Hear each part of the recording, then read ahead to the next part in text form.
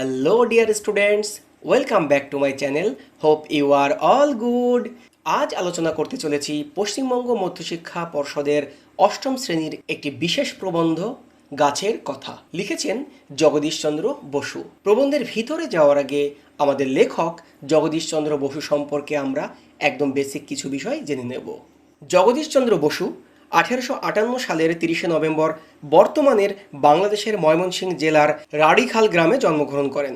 তিনি কলকাতার Saint Xavier's কলেজে পড়াশোনা করেন এবং পরে ইংল্যান্ডে ইউনিভার্সিটি অফ ক্যামব্রিজ এ উচ্চশিক্ষা লাভের জন্য চলে যান। উদ্ভিদের জীবন এবং বেতার যোগাযোগের বিষয় নিয়ে তার গবেষণা বিশ্ববিখ্যাত। কলকাতায় তার নিজের বাড়িতে বোস ইনস্টিটিউট নামে একটি বিজ্ঞান চর্চা বা বিজ্ঞান গবেষণাগার খুলে গেছেন।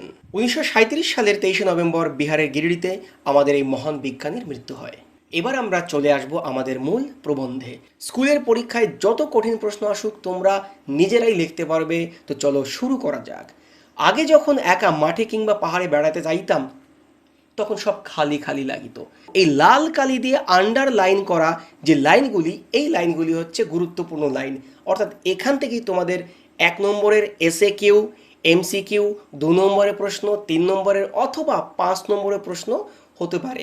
এই কারণে আমি অনুরোধ করব তোমরা ভিডিওটিকে একদম শেষ পর্যন্ত খুব মনোযোগের সহিত দেখবে। তাহলে আবারও শুরু করছি। দেখো, আগে যখন মাঠে কিংবা পাহাড়ে বেড়াইতে যাইতাম তখন সব খালি খালি লাগিত। প্রশ্ন, কখন, কার কাছে, কি খালি খালি লাগিত? এখানে লেখক জগদীশচন্দ্র বসুর কাছে তিনি যখন আগে এই সমস্ত বিষয় জানতেন না তখন সব কিছুই খালি খালি লাগিত। তারপরে গাছ পাখি কীটপতঙ্গ দিককে ভালোবাসিতে শিখিয়াছি, সেই অবধি তাদের অনেক কথা বুঝিতে পারি, আগে যাহা পারিতাম না। এখানে আগে যাহা পারিতাম না প্রশ্নটি হচ্ছে কে কি পারিতেন না? লেখক জগদীশচন্দ্র বসু প্রথম দিকে এই গাছের এই সমস্ত বিষয় বুঝতে পারিতেন না। এই যে গাছগুলি কোনো কথা বলে না, ইহাদের যে আবার একটা জীবন আছে, আমাদের মতো আহার করে দিন দিন বাড়ে, আগে এসব কিছুই জানিতাম না। দেখো, আগে তাহা পারিতাম না, আগে এসব কিছুই জানিতাম না, দুটোর প্রশ্নের উত্তর প্রায় এক। তবে আগে এসব কিছুই জানিতাম না এই প্রশ্নের উত্তরটা বা এই প্রশ্নটি সব থেকে গুরুত্বপূর্ণ। তিনি কি জানতেন না? এই যে গাছগুলি কোনো কথা বলে না, ইহাদের যে আবার একটা জীবন আছে, আমাদের মতো আহার করে দিন দিন বাড়ে আমাদের মানুষের মতো, এই জিনিসগুলো তিনি কিছুই জানিতেন না। এখন বুঝিতে পারিতেছি।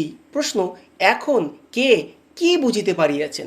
একই কথা, জগদীশচন্দ্র বসু এখন বুঝিতে পারিতেছেন যে গাছেরাও আমাদের মতো দিন দিন বাড়ে, তারা আহার করে ইত্যাদি ইত্যাদি। এখন ইহাদের মধ্যেও আমাদের মতো অভাব দুঃখ কষ্ট দেখিতে পাই। জীবন ধারণ করিবার জন্য ইহাদিগকেও সর্বদা ব্যস্ত থাকিতে হয়। কষ্টে পড়িয়া ইহাদের মধ্যেও কেউ কেউ চুরি ডাকাতি করে।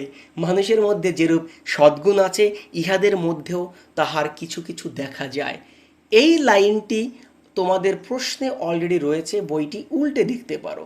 ইহাদের মধ্যেও তাহার কিছু কিছু দেখা যায়। কি বলতো? মানুষের মধ্যে যেসব সদ্গুণ আছে। কি কি? দেখো, বৃক্ষদের মধ্যেও একে একে অন্যকে সাহায্য করিতে দেখা যায়। ইহাদের মধ্যে একের সহিত অপরের বন্ধুত্ব হয়। তারপর মানুষের সর্বোচ্চ গুণ যে স্বার্থত্যাগ, গাছেও তা দেখা যায়। কি কি আছে দেখো, মানুষের সব থেকে বড় গুণ কি? স্বার্থত্যাগ। সে নিজে স্বার্থ ত্যাগ করে অপরকে সে সাহায্য করতে পারে, অসহায়ের সহায় হতে পারে, অসহায়কে সে নিজের সাধ্যমতো সাহায্য করতে পারে। তা গাছেও তাহাও দেখা যায়। যেমন মা নিজের জীবন দিয়া সন্তানের জীবন রক্ষা করেন, সন্তানের জন্য নিজের জীবনদান উদ্ভিদের সচরাচর দেখা যায়। অর্থাৎ আমাদের মানুষের মধ্যে মা যেমন শিশুর জন্য নিজের জীবন পর্যন্ত উৎসর্গ করে দেন, তেমনি কিছু কিছু ক্ষেত্রে গাছের মধ্যে এরকম দেখা যায় যে মা গাছ তার বাচ্চাদের জন্য, তার চারার জন্য, তার বীজের জন্য নিজেকে উৎসর্গ করে দেন। গাছের জীবন মানুষের জীবনের ছায়া মাত্র। এই লাইনটি অলরেডি তোমাদের বইয়ের অনুশীলনীতে রয়েছে। গাছের জীবন মানুষের জীবনের ছায়া মাত্র। ক্রমে এসব কথা তোমাদিগকে বলিব। কি কিভাবে হয় সেটা পরবর্তীবারে নিচের দিকে তোমরা দেখলেই পারবে। তোমরা শুষ্ক গাছের ডাল সকলেই দেখিয়াছ, নিশ্চয়ই দেখেছো তোমরা। শুষ্ক শব্দের অর্থ শুকনো। শুকনো মানে কি? শুকিয়ে গেছে, মরে গেছে এমন ডাল। মনে করো কোনো গাছের তলাতে তুমি বসে রয়েছো, ঘন সবুজ পাতায় গাছটি ঢাকা, ছায়াতে তুমি বসে আছো। গাছের নিচে এক পার্শ্বে একখানি শুষ্ক ডাল পড়িয়ে আছে। একসময় ওই ডালে কত পাতা ছিল, এখন সব শুকাইয়া গিয়াছে, আর ডালের গোড়ায় ওই ধরিয়াছে। আর কিছুকাল পরে ইহারও চিহ্ন থাকিবে না। এটি একটি বেশ 3 নম্বরের অথবা 4 নম্বরের প্রশ্ন। কিরকম? প্রশ্নটি কি হতে পারে? আর কিছুকাল পরে ইহার চিহ্ন থাকিবে না। এখানে কেন লেখক এমন কথা বলেছেন, অথবা কার চিহ্ন না থাকার কথা বলেছেন, নিজের ভাষায় প্রকাশ করো অথবা বর্ণনা করো। কীরকমভাবে লিখবে দেখো। আচ্ছা বলো তো, এই গাছ আর এই মরা ডালে কি প্রভেদ? গাছটি বাড়িতেছে আর মরা ডালটা ক্ষয় হইয়া যাইতেছে। একটিতে জীবন আছে আর অন্যটিতে জীবন নাই। যাহা জীবিত তাহাই ক্রমশ বাড়িতে থাকে। জীবিতের আর এক লক্ষণ এই যে, এই প্রশ্নটির উত্তরের আগে তোমাদের আর একটি প্রশ্ন আসিয়া পড়িয়াছে। জীবিতের আর একটি লক্ষণ এই যে, উত্তরটি তার নিচেই রয়েছে, তাহার গতি আছে, অর্থাৎ তাহারা নড়ে চড়ে। প্রশ্ন, জীবিতের লক্ষণ কি? তাহার গতি আছে, অর্থাৎ তার গতি আছে, তারা নড়ে চড়ে, তাদের মুভমেন্ট রয়েছে। অবশ্য গাছের গতি হঠাৎ দেখা যায় না। লতা কেমন ঘুরিয়া ঘুরিয়া গাছকে জড়াইয়া ধরে, দেখিয়াছ?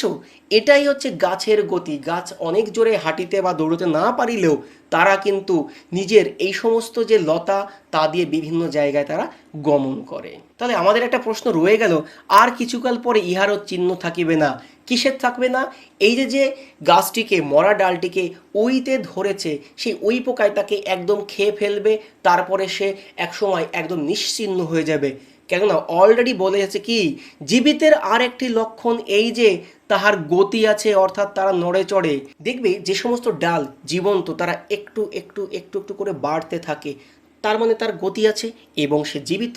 সেই কারণে তাকে কিন্তু ওই পোকায় ধরেনি। কিন্তু এই যে শুষ্ক গাছের ডাল, একে কিন্তু এক জায়গায় পড়ে রয়েছে, যে কারণে সে, তার কোনো গতিবেগ নেই বা তার কোনো চলন নেই, যে কারণে তাকে ওই পোকায় ধরিয়াছে। জীবিত বস্তুতে গতি দেখা যায়, জীবিত বস্তু বাড়িয়া থাকে, কেবল ডিমে জীবনের কোনো চিহ্ন দেখা যায় না। এখানে একটা প্রশ্ন, ছোট্ট প্রশ্ন হতে পারে যে কোথায় জীবনের কোনো চিহ্ন দেখা যায় না? ডিমে। আর ডিমে জীবন কিভাবে থাকে? ডিমে জীবন ঘুমাইয়া থাকে। উত্তাপ পাইলে ডিম হইতে পাখির ছানা জন্ম লাভ করে। বীজগুলি যেন গাছের ডিম। বীজগুলিকে লেখক কিসের সঙ্গে তুলনা করেছেন? ডিমের সাথে। বীজের মধ্যেও এরূপ গাছের শিশু ঘুমাইয়া থাকে। কীরকমভাবে? দেখো, ডিমের মধ্যে যেমন একটা জীবন ঘুমিয়ে থাকে, ঠিক তেমনি বীজের মধ্যেও গাছের শিশু ঘুমিয়ে থাকে। মাটি, উত্তাপ, জল পাইলে বীজ হইতে বৃক্ষ শিশুর জন্ম নেয়। এটা একটা ছোট্ট প্রশ্ন। বৃক্ষ শিশুর জন্ম নেয় কিভাবে? মাটি, উত্তাপ ও জল পাইলে বীজ হইতে বৃক্ষ শিশুর জন্ম নেয়। বীজের উপর আর এক কঠিন ঢাকনা, তাহার মধ্যে বৃক্ষ শিশু নিরাপদে নিদ্রা যায়। তোমাদের অনুশীলনী প্রশ্ন, দেখে নাও এটি। কিভাবে বৃক্ষ শিশু নিরাপদে নিদ্রা যায়? ঢাকনার মধ্যে। অর্থাৎ একটি বীজ, তার উপর এক কঠিন ঢাকনা, সেই ঢাকনার মধ্যে বৃক্ষ শিশু। কেন বৃক্ষ শিশু কেন বলা হয়েছে? এই বীজের মধ্যেই একটি শিশুর মতো করে বৃক্ষটি লুকিয়ে আছে, নিরাপদে নিদ্রায় আছে বা ঘুমিয়ে আছে, যেটি একসময় কি কি পাবে দেখো তো? মাটি, উত্তাপ, জল পেয়ে সে কি করবে? অঙ্কুরোদ্গম হবে। অঙ্কুরিত হয়ে আস্তে আস্তে বড় হতে হতে হতে সে একটা বৃক্ষের রূপ ধারণ করবে। লেখক তাই বলতে চেয়েছেন। বীজের আকার নানা প্রকার, কোনোটি অতি ছোট, কোনোটি বড়। বীজ দেখিয়ে গাছ কত বড় হইবে বলা যায় না। অর্থাৎ তুমি কিন্তু বলতে পারবে না যে এই ছোট্ট বীজটি এত বড় একটি বৃক্ষের রূপ ধারণ করবে। অতি প্রকাণ্ড বটগাছ সরিষার অপেক্ষা ছোট্ট বীজ হইতে জন্ম নেয়। কে মনে করিতে পারে এত বড় গাছটাই ক্ষুদ্র সরিষার মধ্যে লুকাইয়া আছে? তোমরা হয়তো কৃষকদিগকে, অর্থাৎ কৃষকদের ধানের বীজ খেতে ছড়াইতে দেখিয়াছ, কিন্তু যত গাছপালা, বন জঙ্গল দেখো, তার অনেকের বীজ কিন্তু মানুষ ছড়ায়নি। নানা উপায়ে গাছের বীজ ছড়াইয়া যায়। এটি একটি বড় প্রশ্ন এবং যার উত্তরটি এখান থেকে শুরু হচ্ছে। একটু ভালো করে দেখে নাও। এই যে ব্র্যাকেট, লাল ব্র্যাকেট শুরু হয়েছে, ফার্স্ট ব্র্যাকেট, অ্যান্ড এখানে ক্লোজ হয়েছে, এই হচ্ছে আমাদের এই প্রশ্নের উত্তর। দেখো, তোমাদের একটু বলতে ভুলে গেছি, গোটা প্রবন্ধটি সাধু ভাষায় রচিত। তোমরা নিজের মতো করে চলিত গদ্যে লিখবে। কিভাবে? পাখিরা ফল খেয়ে অনেক দূর দেশে বীজ নিয়ে যায়, এই প্রকারে জনমানব শূন্য দ্বীপে গাছ জন্মিয়া থাকে, ইহা ছাড়া অনেক বীজ বাতাসে উড়িয়া অনেক দূর দেশে ছড়াইয়া পড়ে। শিমুল গাছ অনেক দেখিয়াছ, তোমরা দেখেছো শিমুল গাছ কি? শিমুল মানে তুলো গাছ। শিমুল ফল যখন রৌদ্রে ফাটিয়া যায় তখন তাহার মধ্যে বীজ হইতে তুলোর সঙ্গে উড়িতে থাকে। ছেলেবেলায় আমরা এই সকল বীজ ধরিবার জন্য ছুটিতাম, এমনকি আমিও। হাত বাড়াইয়া ধরিতে গেলেই বাতাস তুলোর সহিত বীজকে অনেক উপরে লইয়া যাইত। এই প্রকারে দিনরাত্রি দেশ দেশান্তরে বীজ ছড়াইয়া পড়িয়াছে। প্রত্যেক বীজ হইতে গাছ জন্মে কিনা কেহ বলিতে পারে না। সেই বীজটি যদি সঠিক জায়গায় সঠিক পরিবেশে না পড়ে বা বীজ অঙ্কুরিত হওয়ার আগে পর্যন্ত সে সঠিক জায়গায় সঠিকভাবে না থাকে, হয়তো কঠিন পাথরের উপরে বীজ পড়িল, তখন কি জন্ম হবে? না, সেখানে তার অঙ্কুর বাহির হইতে পারিল না। অঙ্কুর বাহির হইবার জন্য উত্তাপ, জল ও মাটি চাই। এখানে অলরেডি দেওয়া আছে, দেখো, অঙ্কুর বাহির হইবার জন্য উত্তাপ, জল ও মাটি চাই, তিনটি লাগবেই লাগবে, না হলে অঙ্কুর বের হবে না। যেখানে বীজ পড়ুক না কেন, বৃক্ষ শিশু অনেক দিন পর্যন্ত বীজের মধ্যে নিরাপদে ঘুমাইয়া থাকে। বাড়িবার উপযুক্ত স্থানে যতদিন না পড়ে ততদিন বাইরের কঠিন ঢাকনা গাছের শিশুটিকে নানা বিপদ হইতে রক্ষা করে। এটি একটি বড় প্রশ্ন, 3 অথবা 4 নম্বরের। শিশুটিকে নানা বিপদ হইতে রক্ষা করে, এখানে কোন শিশুর কথা বলা হয়েছে? বৃক্ষ শিশু। কি কি উপায়ে তাকে সাহায্য করে দেখে নাও। ভিন্ন ভিন্ন সময়ে ভিন্ন ভিন্ন বীজ পাকিয়ে থাকে। আম, লিচুর বীজ বৈশাখ মাসে পাকে, ধান, যব ইত্যাদি আশ্বিন কার্তিক মাসে পাকিয়ে থাকে। মনে করো একটি গাছের বীজ আশ্বিন মাসে পাকিয়েছে। আশ্বিন মাসের শেষে বড় বড় ঝড় হয়, ঝড়ে পাতা এবং ছোট ছোট ডাল ছিঁড়িয়া চারিদিকে পড়িতে থাকে। এই রূপে বীজগুলি চারিদিকে ছড়াইয়া যায়। প্রবল বাতাসে বেগে কোথায় উড়িয়া যায় কে বলিতে পারে? এই রূপে বলতে এই যে ঝড়ের কথা বলা হয়েছে, তোমরা নিজের ভাষায় লিখবে। মনে করো একটি বীজ সমস্ত দিনরাত্রি মাটিতে লুটাইতে লুটাইতে একখানা ভাঙা ইট কিংবা মাটির ঢেলার নিচে আশ্রয় লইল। কোথায় ছিল আর কোথায় আসিয়া পড়িল? ক্রমে ধুলো ও মাটিতে বীজটি ঢাকা পড়িল। এখন বীজটি মানুষের চক্ষুর আড়াল হইল, আমাদের দৃষ্টি হইতে দূরে গেল বটে, কিন্তু বিধাতার দৃষ্টির বাইরে যায়নি। বিধাতা বলতে এখানে আমাদের সৃষ্টিকর্তা পৃথিবীর মাতার ন্যায় তাকে কোলে তুলিয়া লইলেন। কে? পৃথিবী মাতার ন্যায় তাহাকে কোলে তুলিয়া লইলেন। এই পৃথিবী কে? এই পৃথিবী হচ্ছে এখানকার পরিবেশ এবং এখানকার পরিস্থিতি।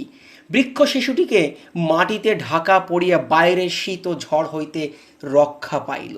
এই রূপে নিরাপদে বৃক্ষ শিশুটি ঘুমাইয়া রহিল। এই প্রবন্ধ থেকে আসার মতো 1 নম্বরের এমসিকিউ, 1 নম্বরের এসএকিউ, 3 নম্বরের বড় প্রশ্ন, 5 নম্বরের বড় প্রশ্ন এবং তার উত্তর নিয়ে একটি ভিডিও অলরেডি তৈরি করা আছে।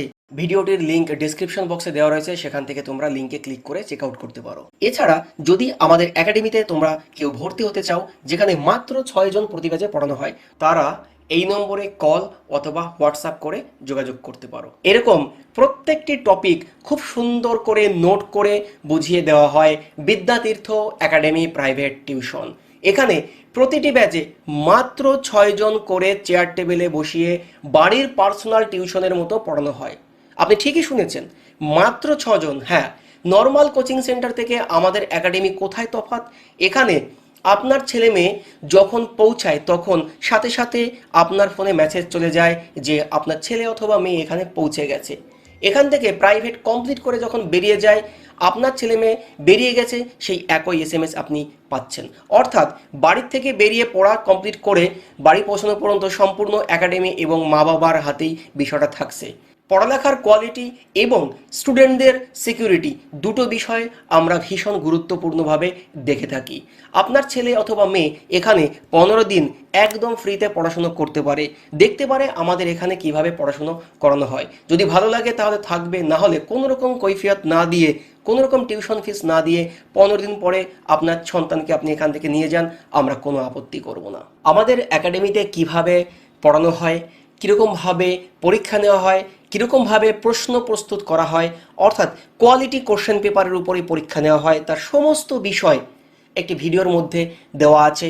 আপনারা চাইলে নিচের ডেসক্রিপশন বক্স থেকে লিঙ্কে ক্লিক করেও দেখে নিতে পারেন, অথবা এই কিউআর কোডটি স্ক্যান করে আপনারা ওই একই ভিডিও দেখে নিতে পারেন যে আমাদের এখানকার গোটা পরিবেশ এবং কিভাবে পড়ানো হয়। দেখা হচ্ছে নতুন একটি ভিডিওতে। ততক্ষণে তোমরা সবাই ভালো থাকো, সুস্থ থাকো এবং তোমাদের সবার উজ্জ্বল ভবিষ্যতের কামনায় তোমাদের সেন স্যার।